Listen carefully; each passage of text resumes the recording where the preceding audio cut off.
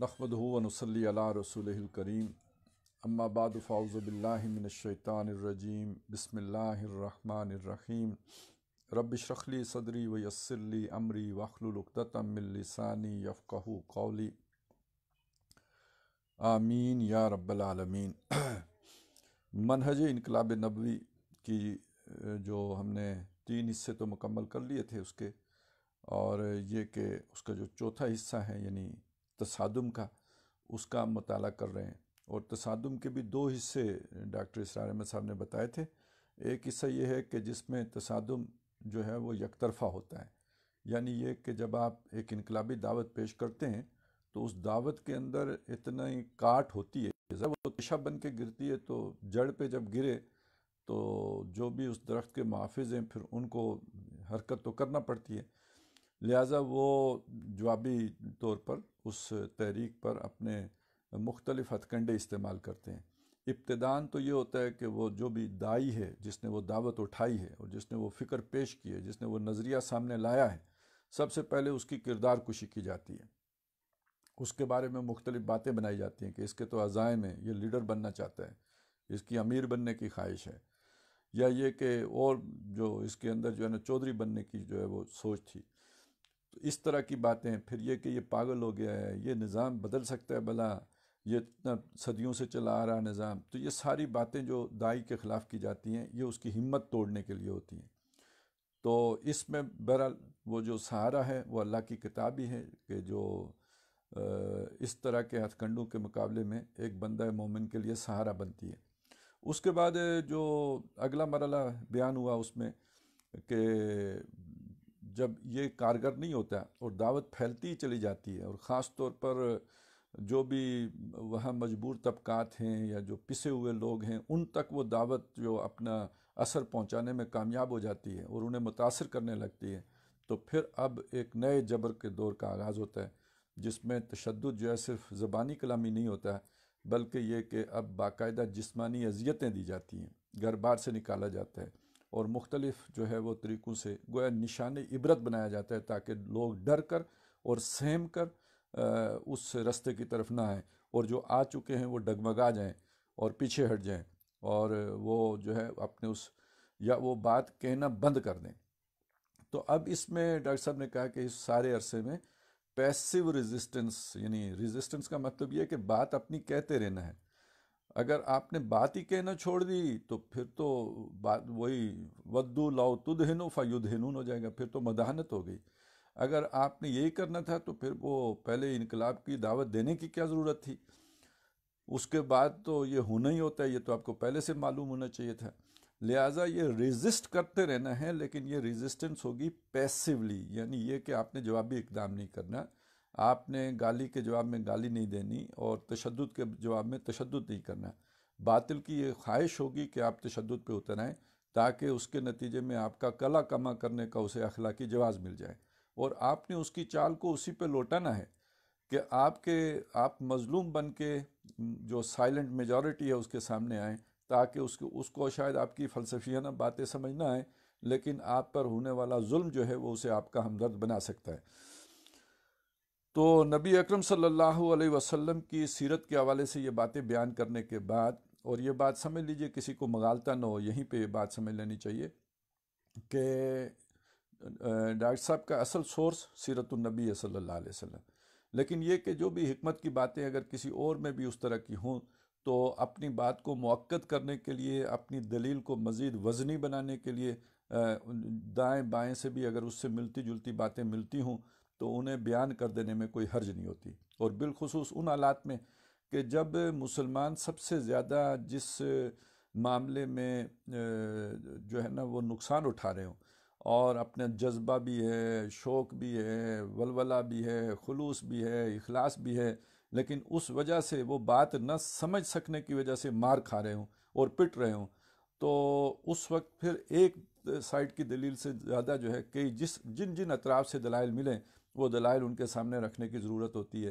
تاکہ وہ ان کے دل میں بات اتر سکے۔ ایک بات کو کئی انداز میں رکھنے کی ضرورت ہوتی ہے تاکہ وہ اس نقصان سے بچ سکیں کہ جو وہ قبل از وقت اور تیاری سے پہلے تشدد کے رستے پر پڑ جانے کی وجہ سے جس نقصان سے وہ دوچار ہو رہے ہیں، اب تو یہ ایک صدی کا قصہ ہو چکا ہوا ہے، تو اس لیے پھر ڈاکٹر صاحب نے یہاں پہ بعض دوسری شخصیات کو بھی کوٹ کیا ہے۔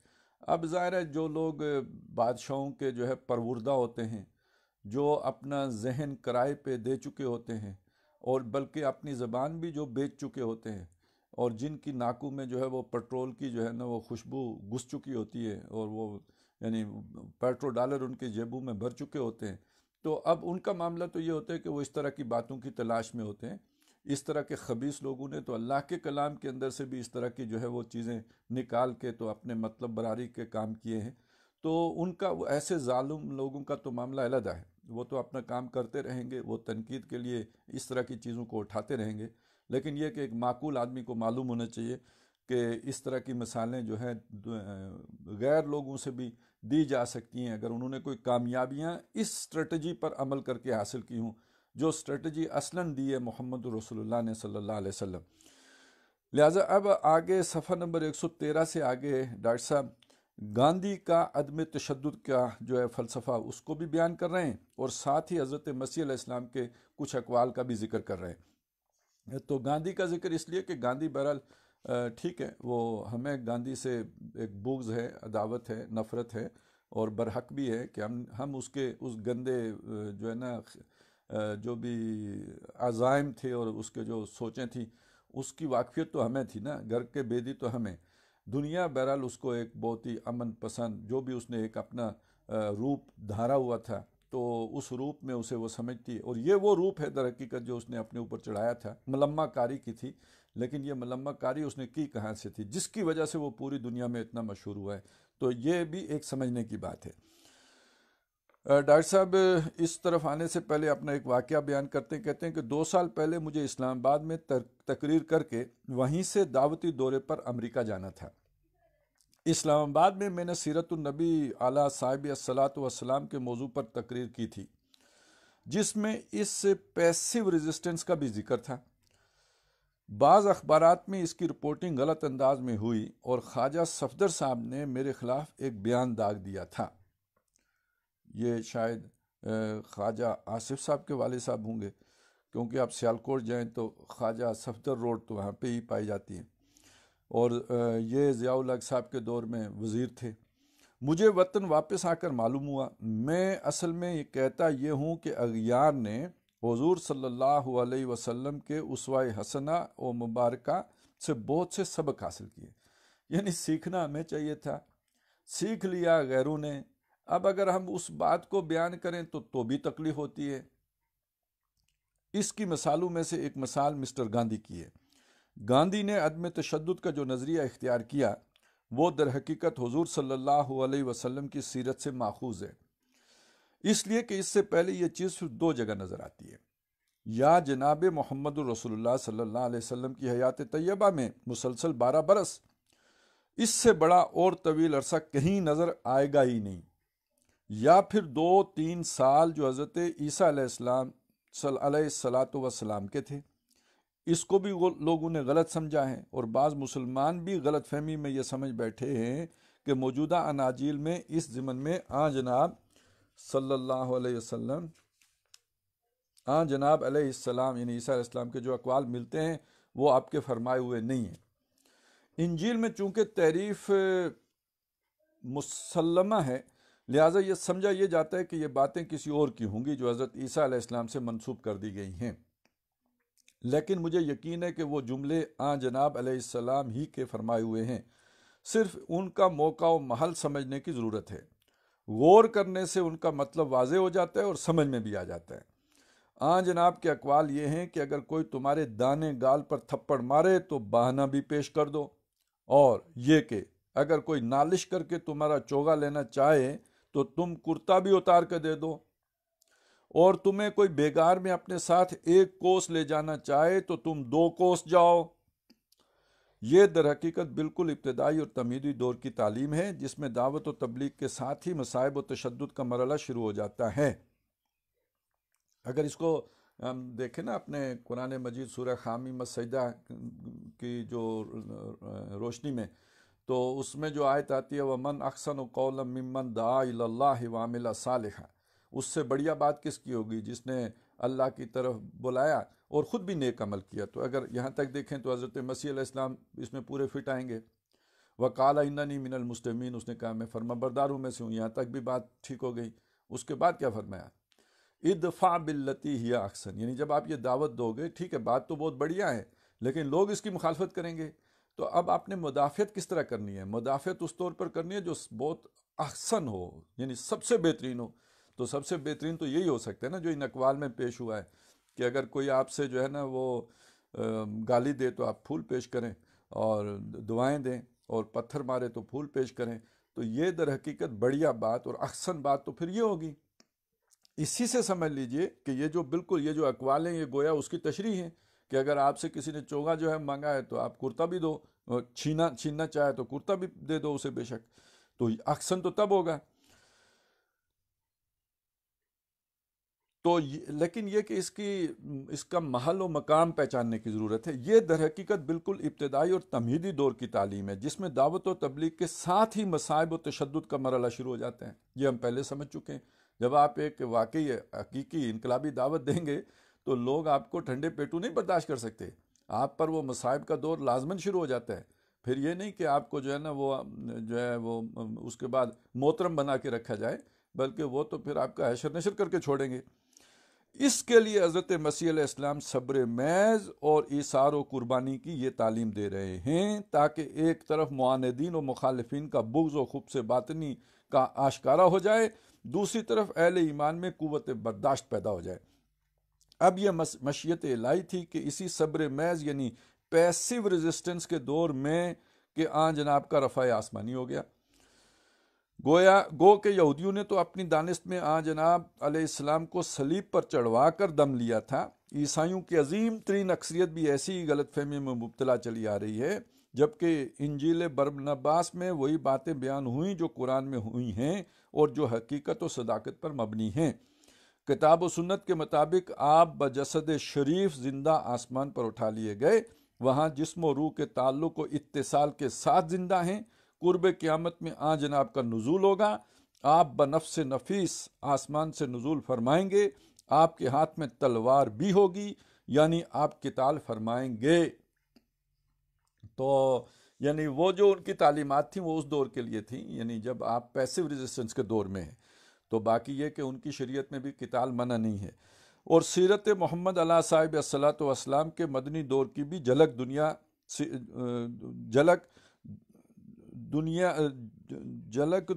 سیرت عیسوی علیہ نبی نا و علیہ الصلاۃ والسلام میں دیکھ لے گی۔ یعنی وہ دنیا اگر دیکھنا چاہتی ہے تو نبی صلی اللہ علیہ وسلم کا جو مکی دور ہے اس میں حضرت عیسیٰ علیہ السلام کے اس دور کی جھلک آپ کو نظر آ جائے گی۔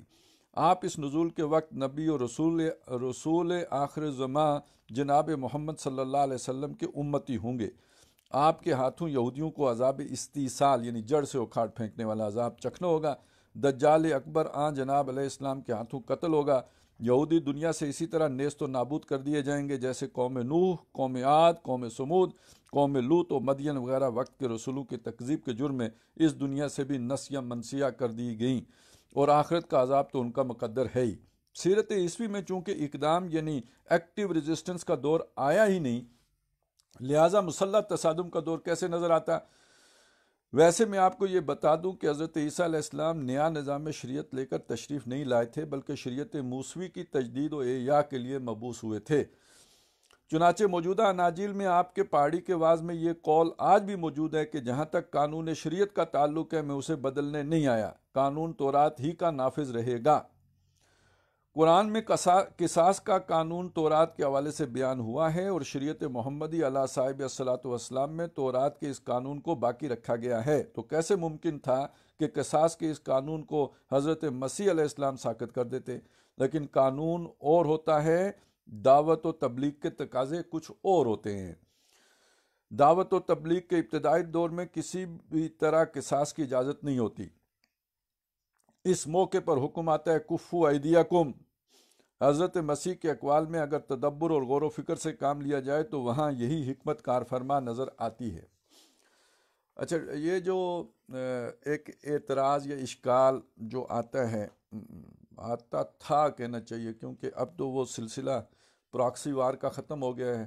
اللہ تعالیٰ نے چلیں اس کا کسی ایک شر سے یہ خیر تو برآمد کیا ہے کہ یہ جو جہاد کے نام پہ تجارت ہو رہی تھی وہ سلسلہ تو رکا، لیکن یہ کہ اس دور میں وہ جو چیمپئن ہوتے تھے جہاد کے، تو وہ اس سارے مسئلے پر ایک اعتراض کرتے تھے، اور وہ اعتراض یہ تھا کہ شریعت تو اب مکمل ہو چکی ہے، جب شریعت مکمل ہو چکی ہے تو پورے کے پورے دین پر عمل کرنا ہوگا، اب یہ مکی اور مدنی دور کی کوئی تقسیم سامنے نہیں رکھی جا سکتی۔ اب ظاہر ہے زکوٰۃ آ کے مدینے میں فرض ہوئی ہے، اور یہ مدینے میں ہوا ہے، سود آ کے مدینے میں حرام ہوا ہے، تو ہم یہ تو نہیں کر سکتے کہ کہیں کہ ابھی چونکہ ہم مکی دور میں ہیں لہٰذا زکوٰۃ نہیں دیں گے، ابھی ہم مکی دور میں ہیں لہٰذا سود حرام نہیں ہے اور شراب حرام نہیں ہے۔ تو جب اس طرح کی چیزوں میں ہم مکی اور مدنی کی تقسیم نہیں کرتے تو پھر سمجھ لینا چاہیے کہ اب قتال بھی فرض ہے، اس کو کوئی شخص جو ہے وہ مؤخر نہیں کر سکتا، اور اس کو جو ہے بعد یعنی پہلے یہ تقاضے پورے کرو پھر قتال ہوگا، یہ کوئی حکمت عملی نہیں ہے۔ تو بہرحال آج کل وہ قتال کس کھاتے میں ہے ان سے پوچھنا چاہیے نا، سوال تو ان سے کرنا چاہیے، لیکن یہ کہ جو ان سے بھی پوچھنا چاہیے کہ اس اعتراض کا جواب جو اس منہج انقلاب نبوی کے ناحق ٹھیکیدار بنے ہوئے ہیں تو ان کو بھی تو اس کا جواب دینا چاہیے نا، کہ آخر اس بات کا کیا جواب ہے کہ مکے یعنی آپ کیوں مکی دور میں ہیں، آپ پورے دین پر کیوں نہیں عمل کرتے، جبکہ قتال کا حکم تو آ چکا تھا مدینے میں، تو آپ نے اسے کیسے مؤخر رکھا ہوا ہے؟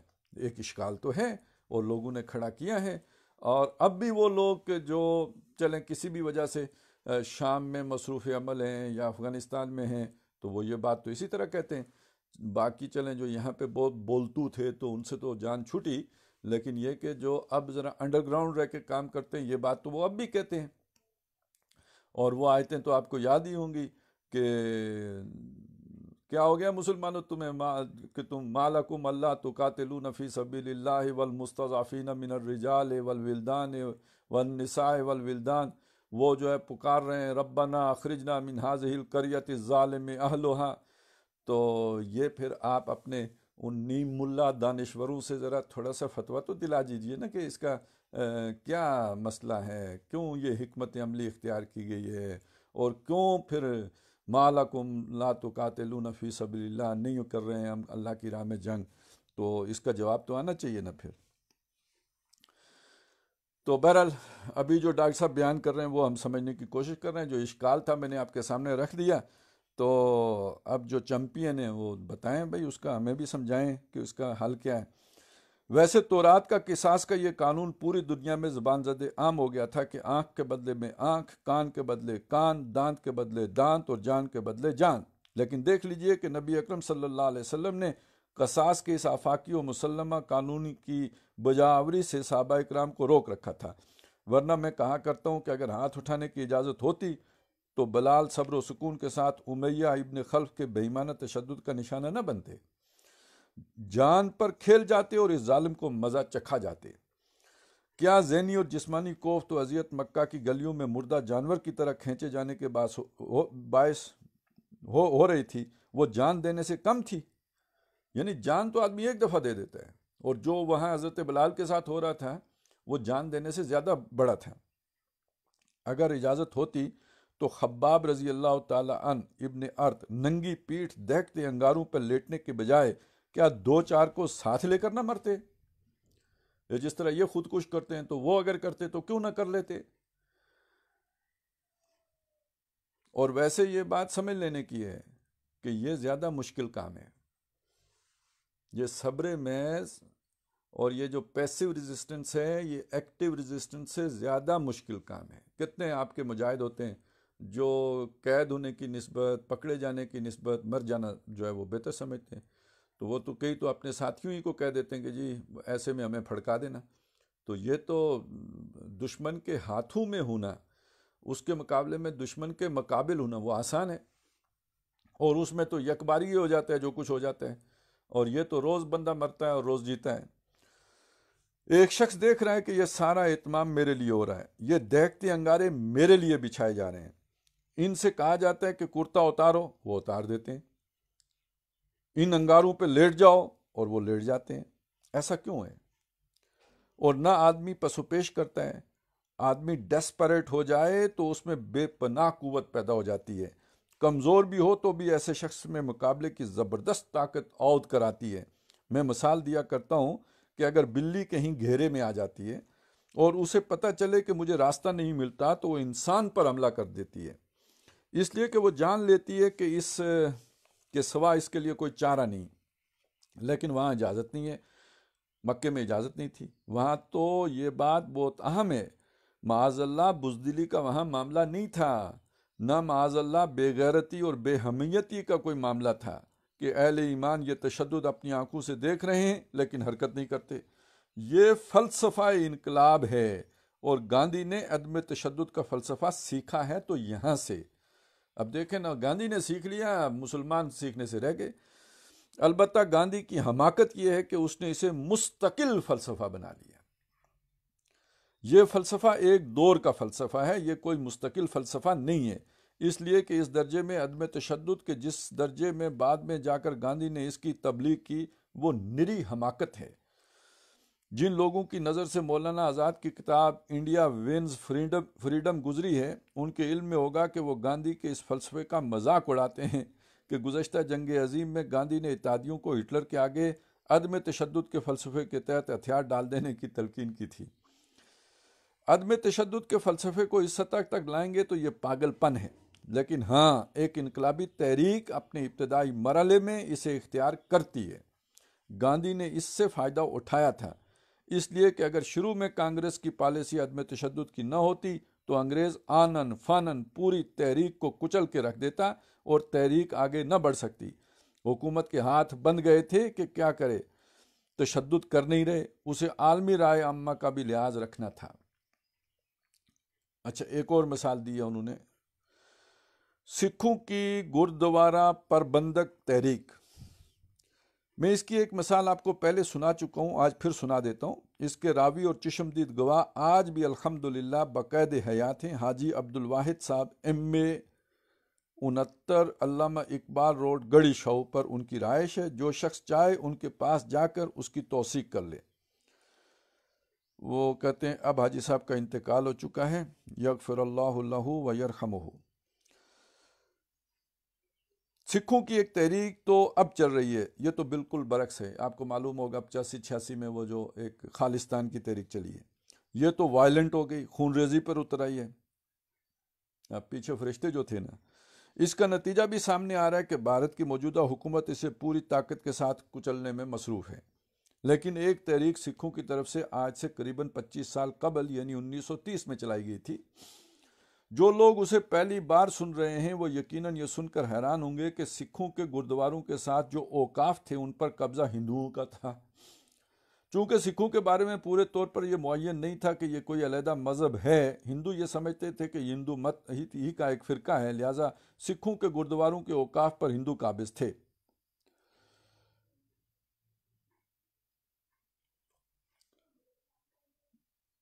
یہاں پہ جو لکھا ہے ہندو یہ سمجھتے تھے کہ یہ ہندو مت ہی کا ایک فرقہ ہے، یہ شاید اصل تقریر دیکھی جائے تو ہوگا انگریز یہ سمجھتے تھے، چونکہ انتظام تو انہوں نے دیا ہوا تھا، واللہ عالم. بہرحال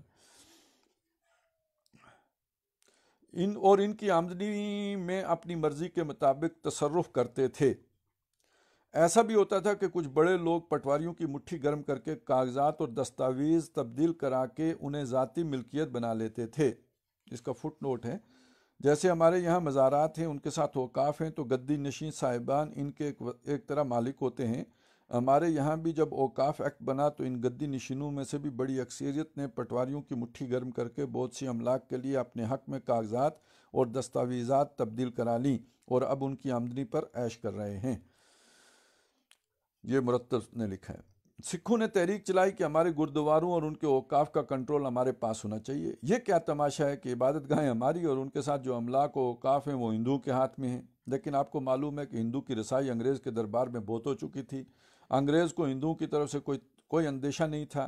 سکھ چونکہ ایک جنگجو قوم تھی اور قریباً 5 صدی قبل انگریزوں نے پنجاب کی حکومت سکھوں سے چھینی تھی، تو انگریزی حکومت سکھوں سے اسی طرح خائف رہتی تھی جیسے مسلمانوں سے. سوائے پنجاب کے مسلمانوں کے، کہ اس کی وجہ یہ تھی کہ انگریز نے ہی پنجاب کے مسلمانوں کو سکھا گردی اور مظالم سے نجات دلائی تھی۔ لہٰذا انگریزی حکومت کے خلاف دشمنی کے جذبات پنجاب کے مسلمانوں کے نہیں تھے جو ہندوستان کے دوسرے مسلمانوں کے تھے، اس لیے کہ پنجاب کے مسلمان سکھوں کی حکومت میں انتہائی ذلت و خواری کی غلامی میں مبتلا رہے تھے، لہٰذا وہ انگریز کی حکومت سے عموماً خوش رہے اور اس کو غنیمت خیال کرتے رہے ہیں۔ یہی وجہ ہے کہ 1857 کی جنگ آزادی میں اگر پنجاب کے مسلمانوں کی فوجوں نے انگریز کی مدد نہ کی ہوتی تو اسی وقت ہندوستان سے انگریز کا نام و نشان مٹ جاتا۔ یہ باتیں برسبیل تذکرہ زبان پر آ گئیں۔ میں یہ عرض کر رہا تھا کہ انگریز سکھوں سے بھی کسی نہ کسی درجے میں اسی طرح الرجک تھا جیسے کہ بقیہ ہندوستان کے مسلمانوں سے تھا، لہٰذا انگریز نے ہندوؤں کی پشت پناہی کی اور سکھوں کے اس معقول مطالبے کو رد کر دیا، اور پولیس کو تو حکومت کی شے اور پیسہ چاہیے، لہٰذا اس کی طرف سے بھی ہندوؤں کا پورا ساتھ دیا گیا۔ حاجی عبدالواحد صاحب جو امرتسر کے رہنے والے ہیں بتاتے ہیں، اور وہ عینی شاہد ہیں، کہ بالآخر سکھوں نے اس تحریک کو عدم تشدد کے اصول پر چلانے کا فیصلہ کیا۔ چنانچہ احتجاج کے لیے سکھوں کا جو جتھا نکلتا تھا اس کو حکم تھا کہ اپنے ہاتھ بندھے رکھیں۔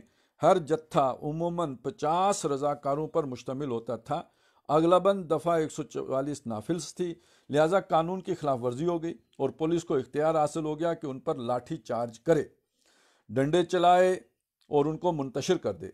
ادھر ان رضاکاروں کو حکم یہ تھا کہ اپنے ہاتھ بندھے رکھیں، وہی کفو ایدیکم والا حکم تھا، اور ماریں کھائیں لیکن پیچھے نہ ہٹیں۔ حاجی صاحب بتاتے ہیں کہ میں نے اپنی یہ جو ہے نا، دیکھیں آپ نے انقلاب لانا ہے تو چلیں، پھر تو آپ ایک علیحدہ بات ہے، آپ نے یہ چھوٹے چھوٹے منکر ختم کرنے ہیں تو یہ سکھوں ہی سے سبق سیکھیں نا، چلیں یہ تو پھر آپ پرامن جو ہے نا وہ مظاہرہ کیوں کرتے ہیں، جسے خیر ڈاکٹر صاحب تو بڑا سخت لفظ استعمال کرتے تھے، خصی قسم کا مظاہرہ، تو پھر چلیں یہ والا کریں نا۔ ویسے تو ابھی کل پرسوں بھی ایک پروگرام میں ایک صاحب فرما رہے تھے کہ ڈاکٹر صاحب کے دور میں تو تعداد 2,500-3 ہزار سے اوپر نہیں گئی، ویسے یہ بھی غلط بات ہے جو کہی جا رہی تھی۔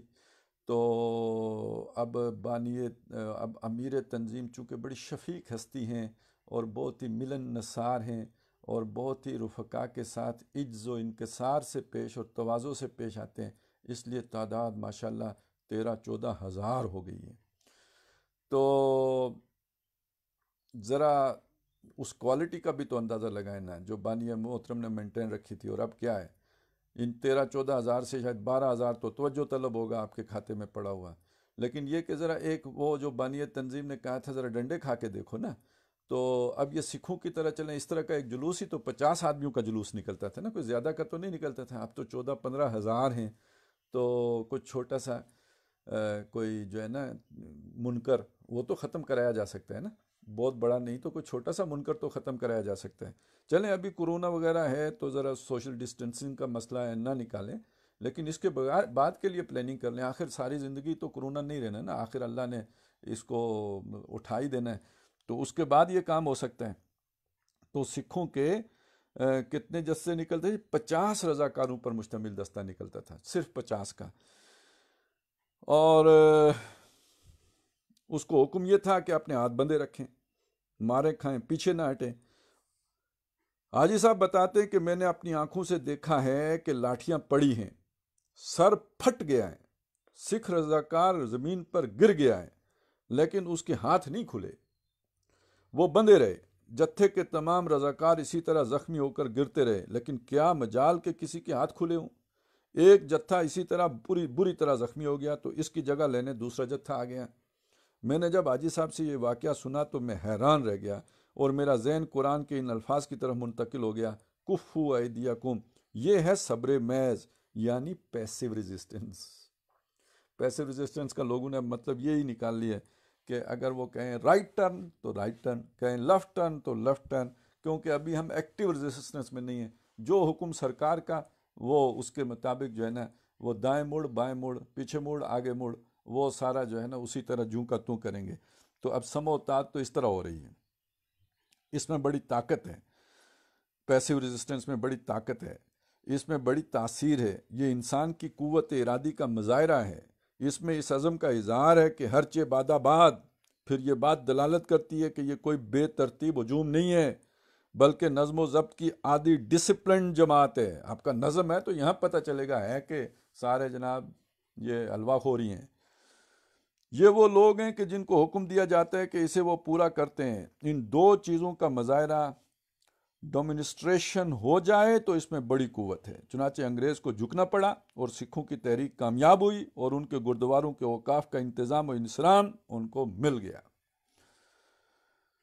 اسی طرح جناب انہوں نے ایک واقعہ اور نقل کیا ہے، یہ چورا چوری کا واقعہ ہے. کوئی گاندھی کا واقعہ آتا ہے کہ 21-20 میں عدم تشدد کی بنیاد پر انہوں نے ترک موالات کی جو تحریک خلافت کے ساتھ مل کر چلائی تھی، یعنی مسلمانوں نے تحریک خلافت چلائی، پھر گاندھی بھی اس میں آ گیا اور تحریک ترک موالات میں اس کو بدل دیا.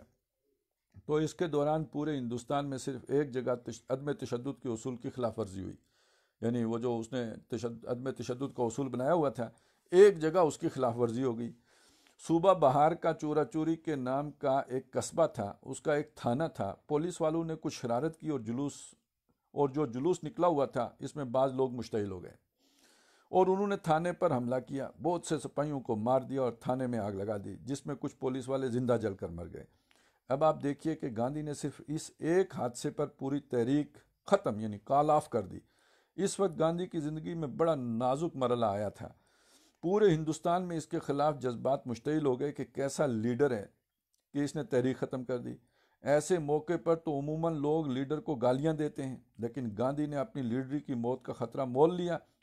یہ کہا کہ اگر تم میرے حکم پر نہیں چل سکتے تو میں رہنمائی کی ذمہ داری نہیں لے سکتا. میرا حکم یہ ہے کہ تمہیں ہاتھ نہیں اٹھانا، تشدد نہیں کرنا. تم تشدد کر رہے ہو تو گویا تم میرا حکم ماننے کو تیار نہیں ہو. میں اس تحریک کی رہنمائی کی ذمہ داری کیسے قبول کر لوں کہ جس کے بارے میں مجھے یہ اعتماد نہ ہو کہ اس تحریک میں حصہ لینے والے میری بات کو مانیں گے. گاندھی کی بڑی معقول بات تھی. گاندھی کا ذکر اگر میں کرتا ہوں تو اس اعتبار سے نہیں کہ معاذ اللہ وہ میرے لیے کوئی حجت ہے یا کوئی دلیل ہے یا رہنمائی کے لیے کوئی مثال ہے. ہو سکتا ہے وہ دغاباز آدمی جو ہے اس نے اس کو بہانہ بنا کے تو جان چھڑائی ہو تحریک سے، وگرنہ اس کا ایک طریقہ یہ بھی تو ہو سکتا تھا کہ تحریک جوں کی توں چلتی رہتی اور جن لوگوں نے یہ حرکتیں کی تھیں ان کو پکڑ کر پولیس کے حوالے کر دیتے کہ یہ ہیں جی آپ کے مجرم، یہ قاتل جو ہماری صفوں میں گھسے ہوئے تھے، ان کو پکڑو، قرارے واقعی قانون کے مطابق سزا دو. تو یہ کام بھی تو ہو سکتا تھا نا. ایک قصبے میں ہونے والے واقعے کی وجہ پورے ہندوستان میں انگریز کے خلاف چلنے والی تحریک اس نے کال آف کر دی. میرا یہ دعویٰ ہے کہ گاندھی نے یہ اصول سیرت محمدی علیہ صاحب الصلاۃ والسلام سے سیکھا ہے. اس کے شواہد موجود ہیں کہ گاندھی کا اسلام کا مطالعہ تھا. میں آج اس کے لیے 2 مثالیں پیش کر، یہ بات اپنی جگہ پہ ٹھیک ہے کہ گاندھی نے چونکہ گاندھی کا مسئلہ یہ ہو گیا نا کہ اس نے عدم تشدد تو سیکھ لیا سیرت سے، لیکن پھر اس کو اس طرح اس نے ایک اصول کلی بنا لیا کہ وہ گویا جنگ تو بالکل ہی اب آؤٹ آف کوسچن ہو گئی اور وہ مرحلہ گویا سامنے آنا ہی نہیں، جس کو ڈاکٹر صاحب حماقت کہہ رہے ہیں. تو یہ تو دوسری حماقت ہے جو اس نے کی، تحریک پوری کال آف کر دی. تو اب یہ جو اس کا عدم تشدد کا جو فلسفہ تھا بہرحال جس کا دنیا میں توتی بولا اور جس کی وجہ سے گاندھی کو یہ مقام و مرتبہ حاصل ہوا جو اس کا ہے، تو اس کے بارے میں اس کا اپنا کہنا یہ تھا کہ یہ اس نے سیرت النبی صلی اللہ علیہ وسلم سے اخذ کیا ہے. تو ڈاکٹر صاحب کہتے ہیں میں آج اس کی 2 مثالیں پیش کر دیتا ہوں. علی گڑھ کے طلباء سے اس نے خطاب کیا تھا. میں حال ہی میں دعوتی دورے پر حیدرآباد دکن گیا تھا. وہاں میں نے متعدد تقریریں کی اور قرآن حکیم کے دروس بھی دیے. تو ایک صاحب جو عثمانیہ یونیورسٹی کے ہیڈ آف پولیٹیکل سائنس کی پوسٹ سے ریٹائر ہوئے تھے، انہیں میرے فلسفہ انقلاب والی تقریر بہت پسند آئی. وہ بہت متاثر ہوئے. بعد میں وہ مجھ سے ملنے آئے. انہوں نے میری باتوں کی توثیق کے لیے بہت سے واقعات بتائے. انہوں نے علی گڑھ سے ایم اے کیا تھا. انہوں نے ایک واقعہ سنایا جو غالباً 1917 یا 1919 کا ہے. اس وقت وہ وہاں پڑھتے تھے. جنوبی افریقہ میں گاندھی نے نسلی امتیازات کے خلاف جو تحریک چلائی تھی، اس کی وجہ سے وہ پوری دنیا میں مشہور ہو گئے تھے. کالج میں اعلان ہوا کہ گاندھی کالج آ رہے ہیں. اس وقت تک علی گڑھ کو یونیورسٹی کا درجہ حاصل نہیں تھا. لوگوں میں بڑا اشتیاق پیدا ہوا. وہ صاحب بتاتے ہیں کہ گاندھی آئے اور سیدھے اس کمرے میں چلے گئے جس میں سر سید احمد خان مرحوم کی قبر ہے. وہاں وہ اکیلے 1.25 گھنٹے تک سر سید مرحوم کی قبر کی پائنتی بیٹھے رہے.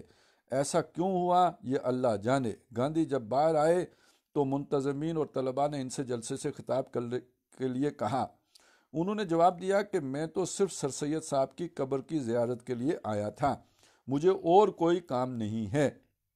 जब बहुत जोर दिया गया तो गांधी ने कहा पहले मैं पूरे कॉलेज और हॉस्टल का एक चक्कर यानी राउंड लगाना चाहता हूँ।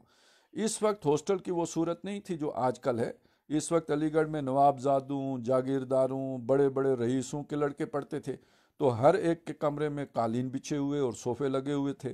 कॉलेज के तलबा बड़े ठाठ बाट से रहते थे।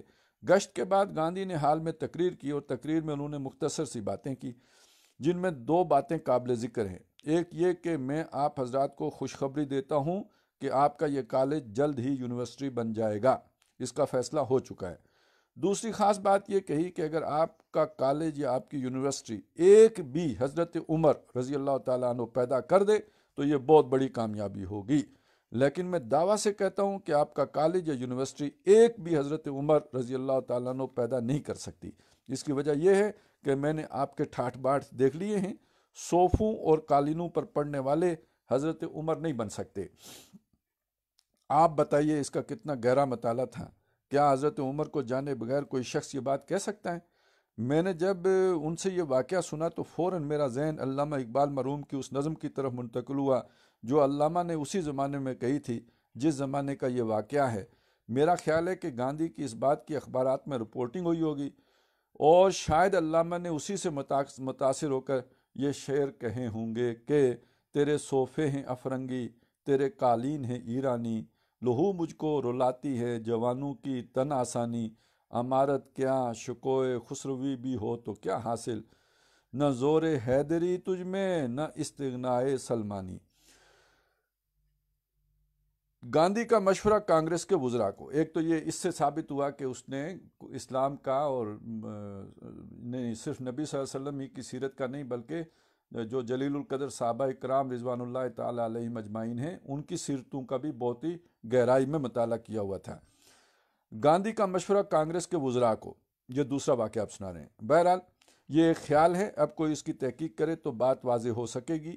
गांधी की दूसरी बात बहुत मशहूर और मारूफ है कि जब 1937 में बहुत से सूबों में इंडिया एक्ट 35 के तहत कांग्रेस की पहली बार वजारतें बनी तो गांधी ने अपने अखबार हरिजन में लिखा और शायद तमाम वज़राए आला को खतूत भी लिखे हों, जिसका मफहूम ये था कि मैं तमाम वज़ीरों से कहता हूँ कि हुकूमत में हज़रत अबू बकर रज़ी अल्लाह ताला अन्हो और हज़रत उमर रज़ी अल्लाह ताला अन्हो की मिसाल सामने रखना, जिन्होंने दरवेशी में एक अजीम तरीन सल्तनत की सरबराही की है।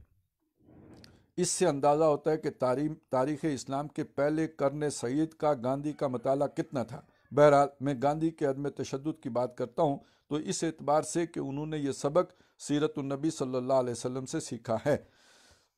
इसका जो फुट नोट है वो ये है कि मोहतरम डॉक्टर साहब ने ये तकरीर कई माह पहले मस्जिद दारुल इस्लाम में अरशाद फरमाई थी।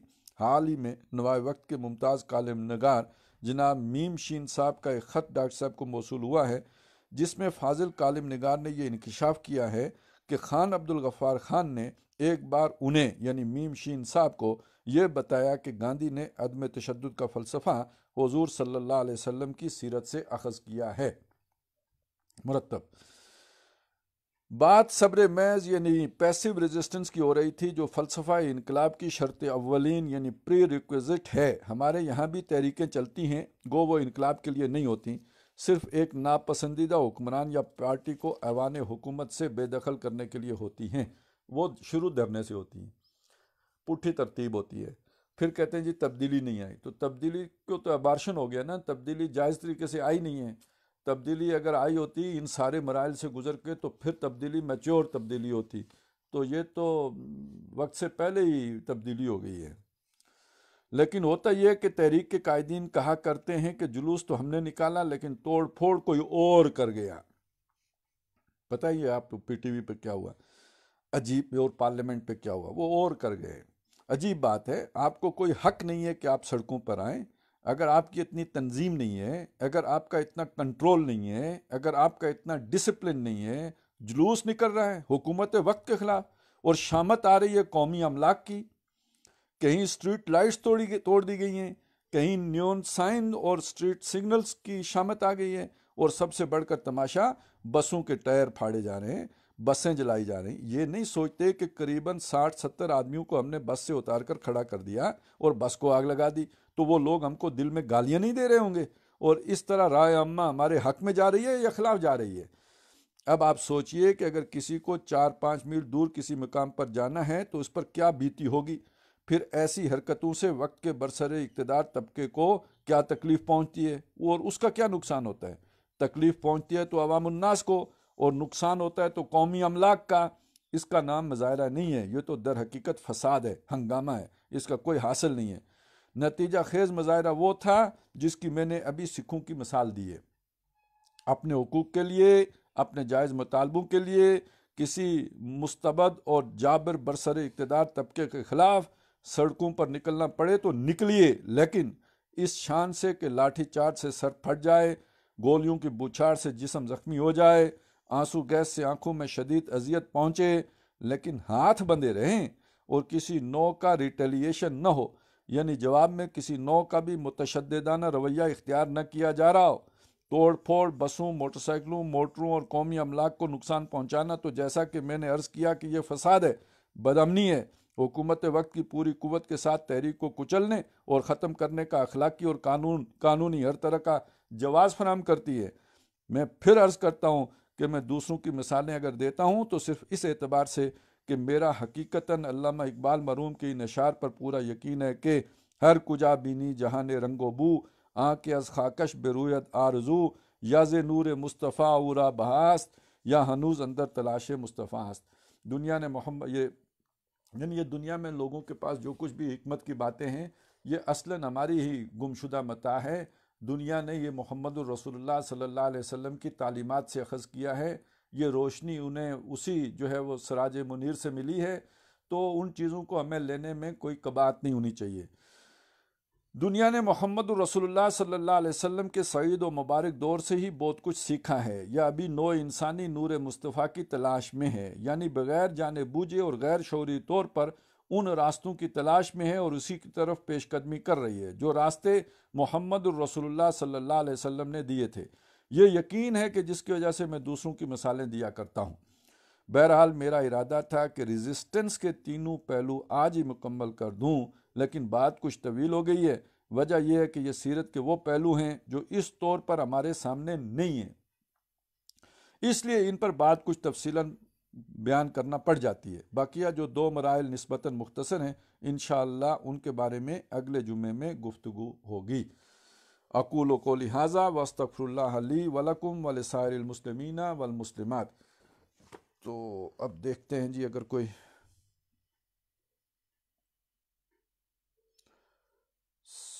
سوال۔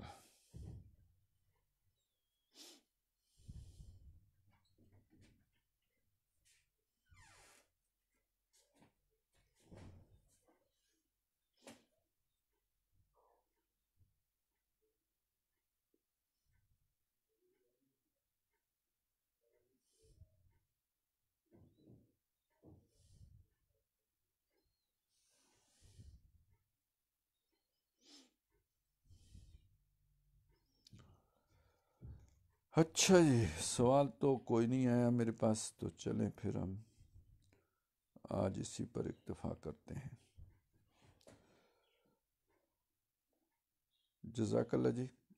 کل سے انشاءاللہ روزہ شروع ہو جائے گا، تو کوشش ہوگی کہ روزے رمضان میں نا اتوار کے دن 3 بجے ہم اس پروگرام کو کیا کریں گے، صرف اتوار کے دن 3 بجے، یعنی یہ مطالعہ جاری رہے گا، اور امید ہے کہ شاید رمضان میں ختم ہو جائے، نہیں تو پھر انشاءاللہ رمضان کے بعد اسے کنٹینیو رکھیں گے۔ السلام علیکم ورحمۃ اللہ وبرکاتہ۔